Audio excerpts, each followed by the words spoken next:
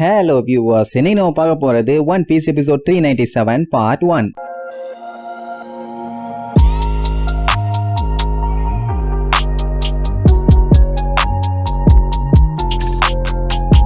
Open பண்ணா போன பாட்டுல நம்ம லூஃபி சும்மா கொல்ல காண்டாயி அந்த சார்லோஸ ஒரே அடி அடிச்சு தெரிய விட்டான்ல. அடிச்ச அடியில அவன்லாம் தேய்ச்சிட்டு போய் விழுந்திருப்பான். லூஃபியோட கைய பாக்கணுமே, அப்படியே இறுக்கி பிடிச்சிருக்கிறதுல கை பயங்கரமா நடுங்கும். அந்த அளவுக்கு வெறியில அடிச்சிருக்கான். சுத்தி இருக்கவனுங்க எல்லாம் பார்த்துட்டு அப்படியே ஸ்டன் ஆகி போயிருவானுங்க. என்னடா இப்படியும் முரட்டை அடி அடிச்சிட்டானு. செலஸ்டியல் டிராகன்ஸ் முன்னாடி ஏதாச்சும் சில்லறத்தனமா பண்ணாலே அவனுங்க தாங்க மாட்டானுங்க. கோவம் கொப்பளிச்சு சுட்டு தள்ளிடுவானுங்க. இப்ப அவனையே போட்டு அடிச்சிருக்கான்னா இது என்ன சாதாரண சம்பவமா? அங்க பாருங்க அடி வாங்கினவனோட லூஃபி அடிச்சல அவன் கண்ணமே ஒரு சைடு ஒதுங்கிச்சு. ரெண்டு பல்ல வேற காணோம். தலையே தனியா கல் இருக்கணும். ஜஸ்ட் மிஸ்ல எஸ்கேப் ஆயிட்டான். அவ்வளவுதான். இப்ப நம்ம டீம் ஆளுக்கே நல்லா தெரிஞ்சு போச்சு, இனிமேட்டு யுத்தம் தான் ஒரே வழின்னு. இங்க ஹச்சிக்கெல்லாம் தூக்கி வாரி போட்டுருச்சு. ஸ்டார் பிஷுக்கெல்லாம் என்ன பண்றதுனே தெரியல. ஏன்னா எந்த வேலையை செய்யக்கூடாதுன்னு சொல்லி சத்தியம் வாங்கி கூப்பிட்டு வந்தாங்களோ அந்த வேலையை லூஃபி சிறப்பா தரமா எல்லாத்துக்கு முன்னாடியும் தெரியற மாதிரி வச்சு செஞ்சுட்டான். ஒரு மூத்தர சந்துக்குள்ள வச்சு அடிச்சிருந்தா கூட எந்த ஒரு பஞ்சாயத்தும் இல்லாம சம்பவத்தை அங்கேயே முடிச்சிருக்கலாம். ஊருக்கு நடுவுல வச்சு செஞ்சுட்டானே. இத பார்த்துட்டு அந்த ட்ரெஃபால்கரும் யூஸ்டஸும் சிரிப்பானுங்க. பரவாயில்ல பையன் சம்பவம் பண்ணிட்டான்னு. அதுக்கப்புறம் கேஷுவலா லூஃபி நம்மள கிட்ட, சரி கைஸ் ஒரு வெறியில அடிச்சிட்டேன், எப்படியும் இவனை அடிச்சதுக்காக நேவி அட்மிரல் வார்ஷிப் எல்லாமே வரத்தான் போகுது, எல்லாம் ரெடியா இருக்கீங்களான்னு கேட்பான். அப்ப ஜோரோ சொன்னதா ஹைலைட். ஃபர்ஸ்ட் அவனை நான் வெட்டலான்னு சொல்லி ரெடியானேன், ஆனா அதுக்கு முன்னாடி நீ வந்து பஞ்ச் பண்ணிட்ட. சரி பரவாயில்ல பாத்துக்கலாமா. இங்க ஹச்சிக்கு புல்லட் அடிபட்டு பய பேனு கிடப்பானே தவிர இன்னும் சாகல. அவன் நம்மளால பார்த்து தெளிவா சொல்லிடுவான், இதுக்கப்புறம் தான் உங்களுக்கு பெரிய பஞ்சாயத்தே ஸ்டார்ட் ஆக போகுது, சீக்கிரமா இங்க இருந்து போங்கன்னு. ஆனா நம்ம இழிச்சுக்கிட்டே சொல்லுவா, அதுக்கெல்லாம் ஒண்ணும் பண்ண முடியாதுப்பா, லூஃபி எப்பவுமே அப்படித்தான், ஃப்ரெண்ட்ஸுக்கு ஒண்ணுனா உயிரை விட்டுருவான் அப்படின்னு கேஷுவலா சொல்லுவா. எல்லாருமே இப்ப சண்டைக்கு ரெடியா இருக்காங்க. ஏன் அப்படி பண்ணா எதுக்கு பண்ணான்னு எதுக்குமே பயப்படல. இப்ப இவங்களுக்கு என்னன்னா கேமியா எப்படியாச்சும் காப்பாத்தணும். ஆனா அவ கழுத்துல அந்த காலர் போட்டிருக்காங்க. கண்டிப்பா அது பேக் ஸ்டேஜ்ல தான் எங்கேயாச்சும் வச்சிருப்பானுங்க, தேடி கண்டுபிடிச்சிடலாங்கிற மாதிரி பேசிக்குவானுங்க. ஏன்னா அவ கழுத்துல இருக்க காலரை மட்டும் எடுக்கலன்னா அதுக்கப்புறம் அது அவளுக்கு பெரிய பிரச்சனையா மாறிடும். இங்க ஹச்சியும் ஸ்டார் பிஷும் தேம்பி தேம்பி அழுதுட்டு இருப்பாங்க. இனிமேட்டு உங்களை யாரா காப்பாத்துவா, இப்படி ஒரு பிரச்சனையை பண்ணிட்டீங்களேடான்னு. அதே நேரம் அந்த சார்லோஸோட அப்பாவும் தங்கச்சியும் பார்த்துட்டு செமையா ஷாக் ஆயிருவாங்க. ஏன்னா அவன் அவங்க அப்பா கூட இது வரைக்கும் அடிச்சது இல்ல, ஆனா இவனுக்கு அடிச்சிருக்கானுங்க. எவ்வளவு தைரியம் இருந்தா ஒரு சாதாரணமான ஆளு நீ என் பையன் மேல கைய வைப்ப, உன்னை கொல்லாம விட மாட்டேன்னு கண்ட மேனிக்கு சுடுவானா. அதுல ஒரு புல்லட்டுமே லூஃபி மேல படாது. சுத்தி இருக்கவனுங்க எல்லாம் பார்த்துட்டு பீதி ஆயிருவானுங்க. ஆஹா செலஸ்டியல் டிராகன் காண்டாயிட்டாயா, இதுக்கப்புறம் நம்ம இங்க இருந்தோம்னா கண்டிப்பா நம்ம எல்லாத்துக்கும் பஞ்சாயத்து தான், ஓடுங்கயா ஓடுங்கயா ஓடுங்கன்னு அடிச்சு புரண்டு ஓட ஆரம்பிச்சிருவாங்க. எக்ஸப்ட் அந்த ரெண்டு பைரட்ஸ் இருக்கானுங்களே, ட்ரெஃபால்கரும் யூஸ்டஸ் கிட்டும், அவனுங்க மட்டும் அங்கேயே இருப்பானுங்க. மிச்சம் அவங்க எல்லாம் கதறி அடிச்சு வெளியில ஓடிட்டு இருப்பாங்க. இந்த ராஸ்வர்டுக்கு ஒழுங்கா சுட கூட தெரியல. இதுல வேற இவன் செலஸ்டியல் டிராகன் பில்டப். அதுலயும் என்ன தெரியுமா சொல்லிட்டு சுடுவான், உங்க எல்லாத்துக்குமே பாடங்கத்து கொடுத்தாதான்டா சரிப்பட்டு வரும், எவ்வளவு தைரியம் இருந்தா எங்க மேலேயே கை வைப்பீங்க, அங்கெல்லாம் பாரம்பரியமா எவ்வளவு பெரிய ஆளுங்க தெரியுமா, இந்த உலகத்தையே உருவாக்கினவங்க, எங்க மேலேயே கை வைப்பீங்களான்னு சொல்லி சுட்டுட்டு இருப்பான். சஞ்சி ஒரு பல்ட்டியை போட்டு வந்து அவன் துப்பாக்கிய மட்டும் தான் மிதிப்பான். அதுக்கே ரோஸ்வார்டு மேல கைய வச்சிட்டாங்கன்னு சொல்லி அட்டாக் பண்றதுக்காக செக்யூரிட்டிஸ் எல்லாம் வருவானுங்க. சஞ்சி வழக்கம் போல மிதின்னு மிதிச்சு தெறிக்க விடுவான். சரி இப்ப இவங்க வந்தது எதுக்கு, கேமிய காப்பாத்த. சோ அந்த வேலையை பிராங்கி கிட்ட சொன்ன உடனே அவன், நீ ஒண்ணு கவலைப்படாத, அதை நான் பாத்துக்கிறேன்பா. அந்த டைமுங்கும் போது வெளியில இருந்து ஏகப்பட்ட காட்சுங்க உள்ள வர ஆரம்பிச்சிருவானுங்க. இந்த மாதிரி பைரட்ஸ் எல்லாம் அடாவடித்தனம் பண்றாங்க, அவங்களை எப்படியாச்சும் தடுக்கணும்னு. அப்புறம் அந்த கைதிகளை அடைச்சு வச்சிருப்பாங்களே, அங்க இருக்கிற ஆளுலையும் சேர்த்தி கூட்டு வந்துருவாங்க. அதுலயே உள்ள இருக்க அந்த ரெய்லிக்கு தெரிஞ்சு போச்சு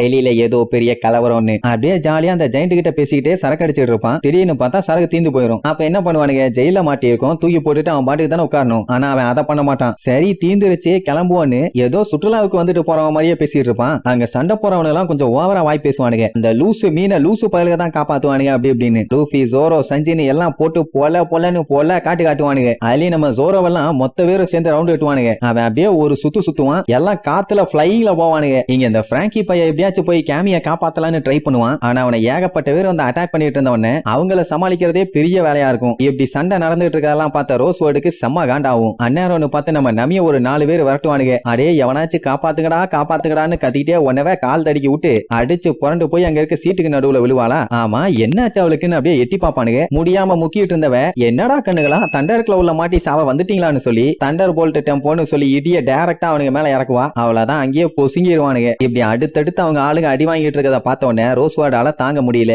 காண்டாயி பயங்கரமா முக்கிட்டு தான் கிடப்பான். ஏன்னா அவன் எந்த பக்கம் திரும்பினாலும் நம்ம ஆளுங்க அவங்க ஆளுகளை போட்டு அடின்னு வளைச்சு அடிச்சுட்டு இருக்கானுங்க. ஒரு அடி கூட திருப்பி அவங்களை அடிக்க முடியல. ஓ கடைசியில என்னையவே எதிர்த்துட்டீங்களான்னு வேற கேட்டுட்டு இருப்பான். லூஃபி அவங்க ஆளுகளுக்கெல்லாம் ஓங்கி ஒரு மிதியை போட்டுட்டு கேமி ஒண்ணு விற்பனை பொருள் இல்ல, அவ எங்க ஃப்ரெண்டுன்னு சொல்லி கத்துவானா. உடனே அந்த ரோஸ்வார்டு நேவி அட்மிரல் வார்ஷிப் எல்லாத்தையுமே வர சொல்லுங்க, எங்க மேலேயே கைய வச்சிட்டானுங்க, அவனுங்களை விடக்கூடாதுன்னு வேற சொல்லுவான். உடனே அவன் அசிஸ்டன்ட்டுக்கு பயங்கரமா ஷாக் ஆகும், இது அவங்கள வர சொல்லுமான்னு. ஏன்னா அவனுங்க வந்தானுங்கன்னா அந்த இடமே அழிஞ்சு போயிடும். அப்படித்தானே எனிஸ்லாபிய கம்ப்ளீட்டா அழிச்சானுங்க. சோ இப்போ அவனுக்கு வெறி முத்தி போச்சு, அவங்க பாஸ் யாருன்னு அவங்க பார்த்தே ஆகணும். கூப்பிடுறா அவங்கள, இன்னைக்கு இவங்களுக்கு சங்கூதிடுறேன்னு சொல்லிட்டு ஓவரா பில்டப் பண்ணிட்டு இருப்பான். அப்படியே கட் பண்ணி இங்க உசோப்ப காட்டுறாங்க. அவன் இன்னுமே டிராவல் பண்ணி வந்துட்டே தான் இருக்கான். யார் யாரெல்லாம் அங்க போயிருக்காங்கன்னு சொல்லி மேட்ரு தெரிய வருமா. உடனே உசோப்புக்கு பயங்கரமா ஷாக் ஆயிரும், எது இத்தனை பேரும் போயிட்டாங்களா அப்படின்னா யார் யாரெல்லாம் இன்னும் போய் சேரல, இவன் ரோபின் ப்ரூக் அப்படின்னா எல்லாம் அங்க முன்னாடி போயிட்டாங்க. இது எப்படி நடந்துச்சு, எவ்வளவு பெரிய கிரேட் உசோப்பு, நான் போகல அதுக்கு முன்னாடி இவங்க போயிட்டாங்க. ஐயோ இந்த கொடுமையை என்னால தாங்க முடியலன்னு சொல்லி முன்னாடி வண்டி ஓட்டிட்டு இருக்கான்ல, அவனை புடிச்சு படாத பாடுபடுத்துவான். டே சப்பமுக்கு சால்ட் மண்டையா, சீக்கிரமா போடா சீக்கிரமா போ,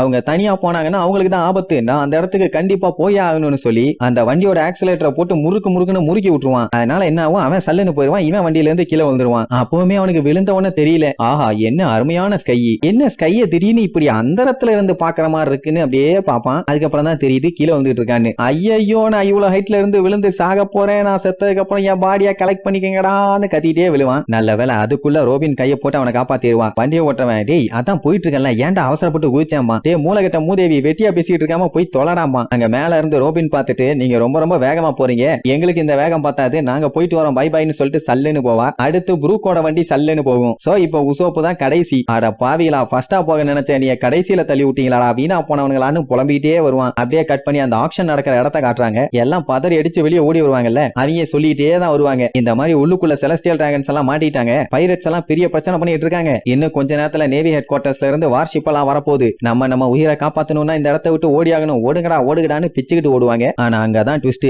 என்னன்னா, மெரைன் ஆளுங்க அங்க ஆல்ரெடி வந்துட்டானுங்க. அதுவும் பெரிய சைஸ் கன் எல்லாம் வச்சு அந்த மொத்த பில்டிங்குமே ரவுண்ட் கட்டியாச்சு. ஏதோ ஒரு அட்மிரல் வெளியில நின்னுட்டு இருக்கான், ஆனா எவன்னு தெரியல. இங்க மக்கள் எல்லாம் பதறி அடிச்சு ஓடிட்டு இருக்கும் போது பொண்ணுகளை வாங்கணும்னு ஒரு கிழமை இருந்தானே, அவன் கையில அவன் காசை பொட்டலமா வச்சுக்கிட்டு புலம்பிக்கிட்டே ஓடுவான், நான் என் அடிமைக்கு காசை கொடுத்துட்டேன் ஆனா அடிமை இல்லாம போறேன்னு. அப்ப அவன் நேர போய் இந்த ரெயிலி மேல இடிச்சிட்டு, ஏன்டா கண்ணு தெரியல, ஆப்போசிட் சைட்ல ஓடி வர்ற கொய்யாலன்னு சொல்லிட்டு அவன் பாட்டுக்கு போயிருவான். கண்ணா உன்ன மாதிரி ஆளுகள்லாம் மத்தவங்கள வாங்கறதே வேஸ்ட், அண்ட் உங்ககிட்ட பணம் இருக்கிறதும் வேஸ்ட், என்கிட்ட இருந்தாதான் பெஸ்ட்னு அவன் வச்சிருந்த பொட்டலத்தை இவன் கையில வச்சிருப்பான். அப்படின்னு என்ன பண்ணிட்டான், சுட்டுட்டான். நான் இந்த பணத்தை நல்ல வழியில யூஸ் பண்றேன்ட்டு போவான். இங்க நம்ம ஆளுக சண்டை போட்டுட்டே இருக்கானுங்க, முடிவுக்கு வந்த மாதிரி இல்ல, அடுத்தடுத்து பாஞ்சு வருவானுங்களா. ஜோரோ என்ன பண்ணுவான், 36 பவுண்டுன்னு சொல்லி ஒரு வெட்டுவான். அவன் கத்தியோட போர்ஸ் நேரா லூஃபி சஞ்சியோட தலைய தாண்டி போய் அந்த கேமியர் காலே பாட்டில் அதை உரசிக்கிட்டு போகும். உடனே காண்டாகி தொண்டையிலேயே கத்துவானுங்க, ஏன்டா கொய்யால எங்க எல்லாத்தையும் கொல்ல பிளான் பண்ணியாடா பரதேசி பயலன்னு. நான் தான் சொன்ன எல்லா குனியும் சொல்லி ஏன் குனியலாமா, நீ எங்கடா சொன்னேன்னு பச்சையா திட்டிட்டு இருப்பானுங்க. ஜோரோ போட்ட வெட்டு கேமி இருந்த பவுல்ல போய் டச் ஆயிட்டு போச்சு இல்ல,